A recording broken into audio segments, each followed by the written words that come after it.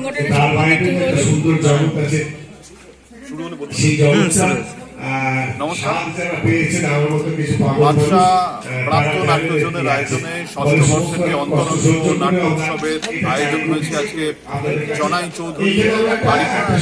আমরা পান্ডুয়া চট্টগ্রাম থেকে এখানে আমাদের প্রযোজনা সঞ্জয় চট্টোপাধ্যায়ের বিনিময় নিয়ে এসেছি। আমরা এইমাত্র আমাদের নাটক শেষ করলাম অত্যন্ত একটা সুন্দর পরিবেশে। মানে এই যে থিয়েটার ফেস্টিভ্যালের আয়োজন করেছে বাদশা প্রাপ্ত নাট্যজন, এটা সাধারণত বলা যেতে পারে একটা অভিনব, কারণ এইরকম পরিবেশে সবসময় নাটক হয় না। এটা অন্তরঙ্গ পরিবেশ, সুন্দর একটা বড় রাজবাড়ি, তার মধ্যে একটা বড় স্পেস, সেখানে একটা মঞ্চ তৈরি করা হয়েছে, তার মধ্যে নাটকের আয়োজন, বিভিন্ন নাটকের ছবি ডেস্ক দিয়ে জায়গাটাকে সাজানো হয়েছে, সামনে চেয়ারে দর্শক আসন, এবং এখানকার সাউন্ড অত্যন্ত ভালো, কারণ এটা তো একটা একেবারে বাড়ির মধ্যে হচ্ছে, সেই কারণে এখানকার সাউন্ডটা খুব ভালো পেয়েছি আমরা। যদিও অমায়িকভাবেই নাটকে অভিনয়টা করতে হয়েছে, তো সেটা প্রথমে যতখানি অসুবিধার মনে হয়েছিল পরে ততখানি মনে হলো না। তো আমাদের এটা খুব এনজয় করলাম, আমরা খুব ভালো লাগলো।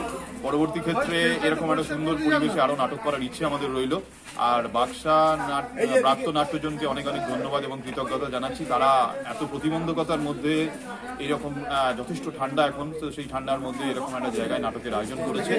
আমরা চেষ্টা করব যে পরবর্তী সময়ে এরকম জায়গাতে আরো নাটকের উৎসব হবে এবং আরো দর্শক উপস্থিত হবে, আমরা নাটক করে এখানে আনন্দ পাবো। ধন্যবাদ সকলকে।